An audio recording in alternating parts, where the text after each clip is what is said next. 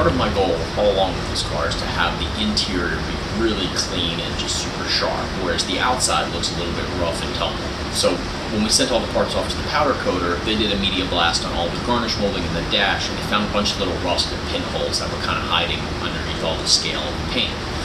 It's pretty typical. It's a 70-year-old car, and it lived outside in a field for a lot of its life. So anytime water can sit in an area, it's going to start rusting through, and a lot of this stuff happened like kind of behind all the moldings. So once we got those all media blasted, they needed to be repaired.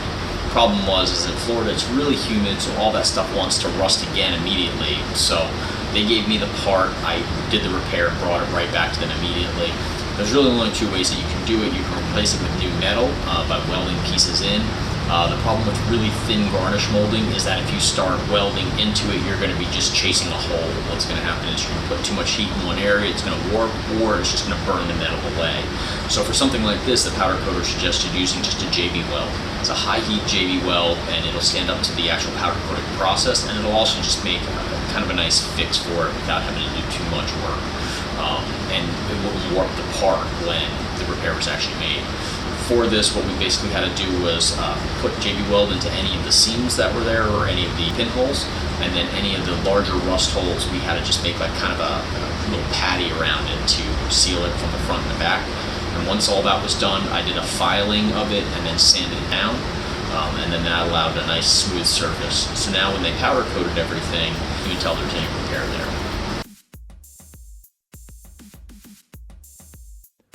So again, sorry. Because of the tighter than normal timelines with the powder coat, I didn't quite capture all the steps of the repair, but I do have the finished shots of most of the parts.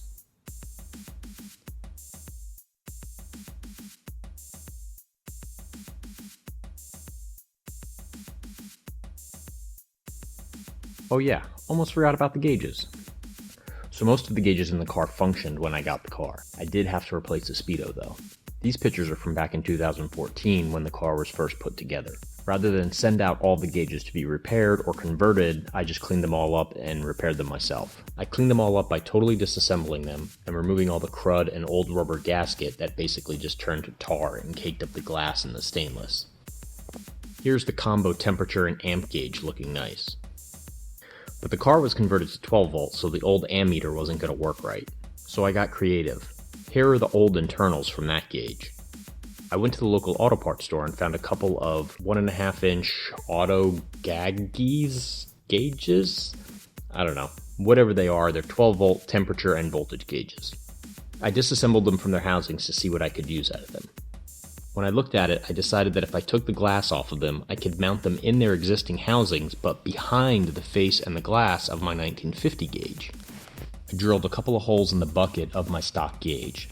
Then I used a hydraulic punch. It had a die that matched the exact size of the auto gaggy bucket.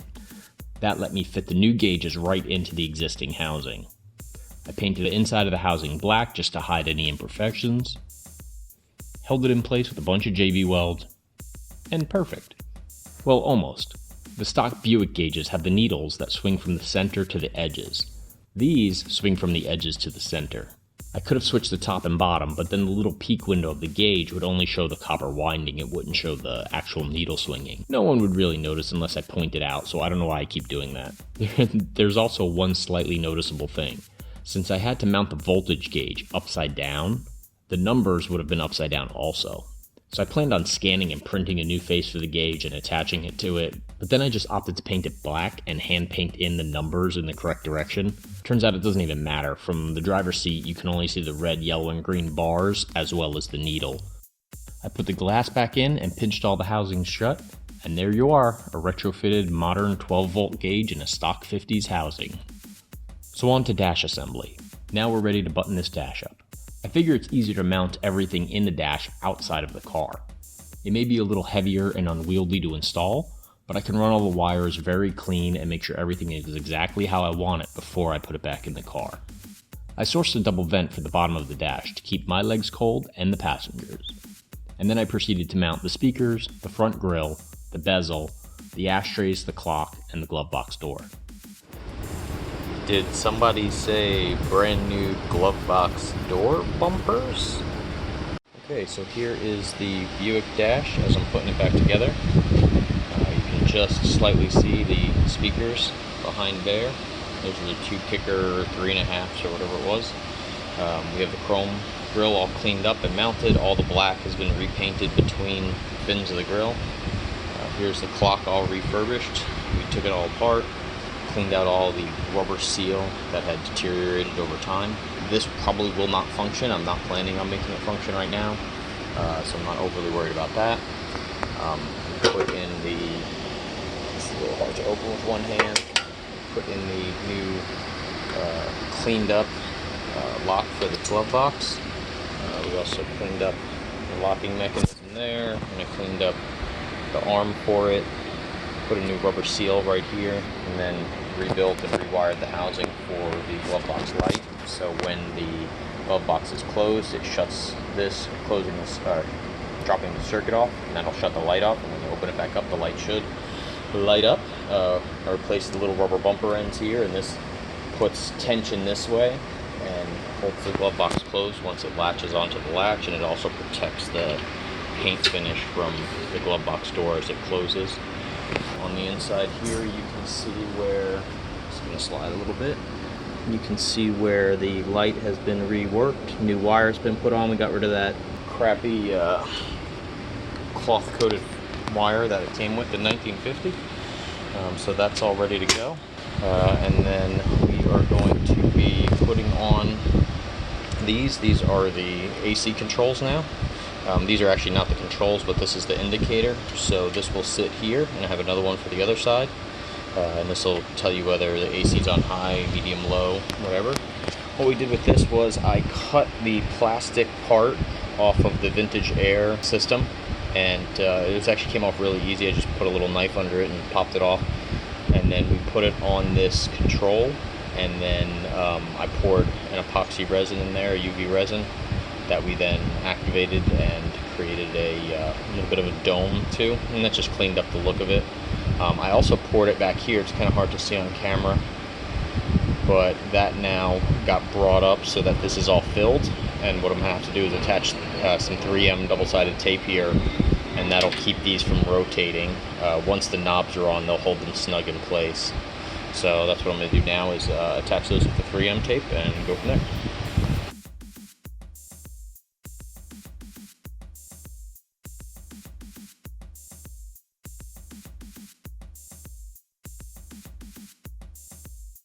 I solder and wire in the USB ports and the connections for the glove box light as well as the map lights. I have an extra accessory wire in my fuse box already that I'll be using for all of these.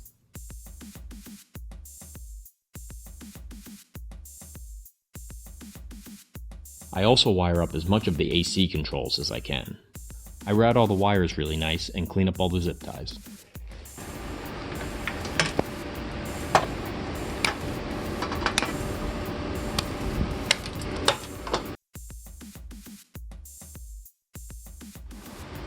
So here is the internals of the dash all wired up.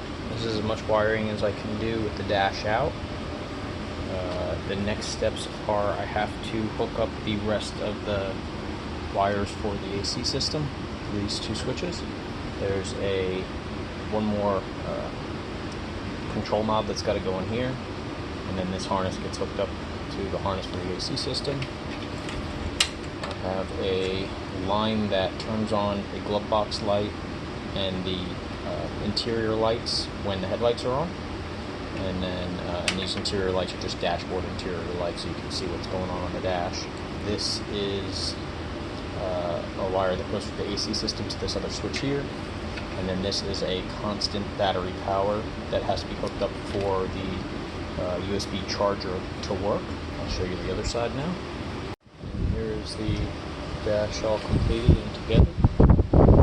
There's a USB port there now.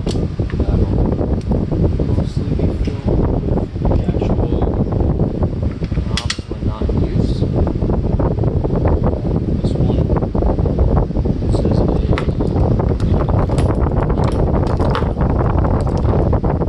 uses a blank plug like this. So that one will be in use. Same thing with the heater one. The headlight switch is on in car still.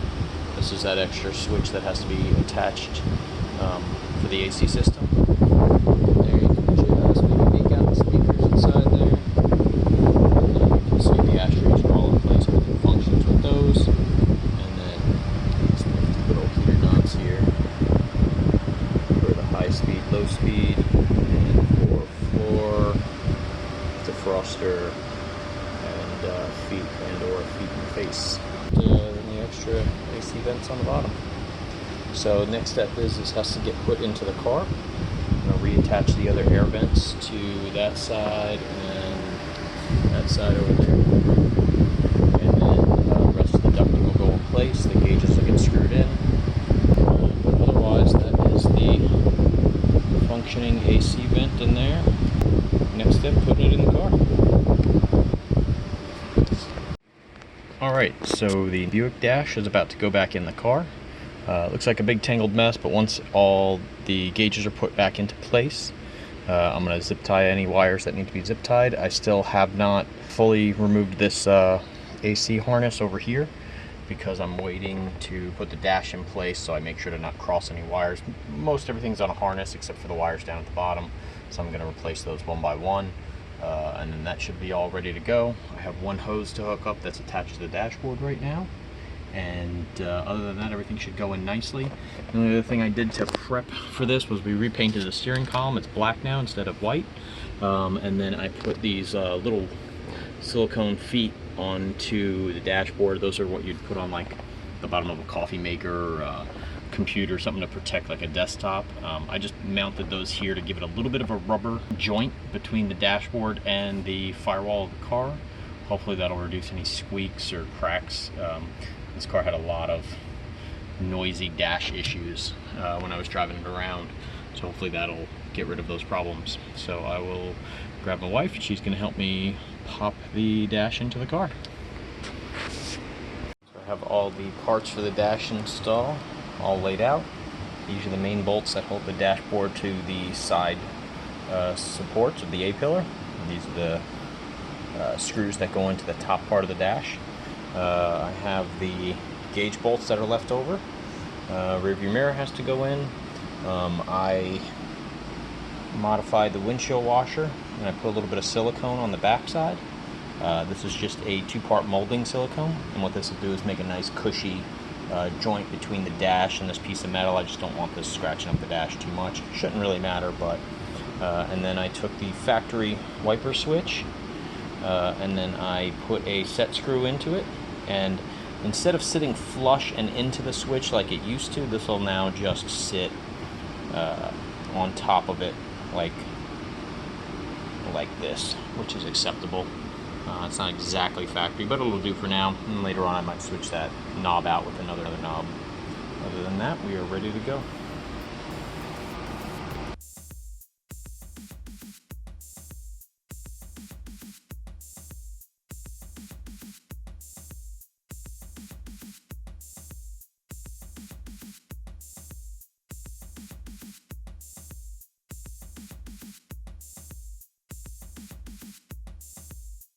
Sorry about that. The battery died while I was installing the dash. It took a few minutes longer than I thought. That's a wrap on that. It's all installed.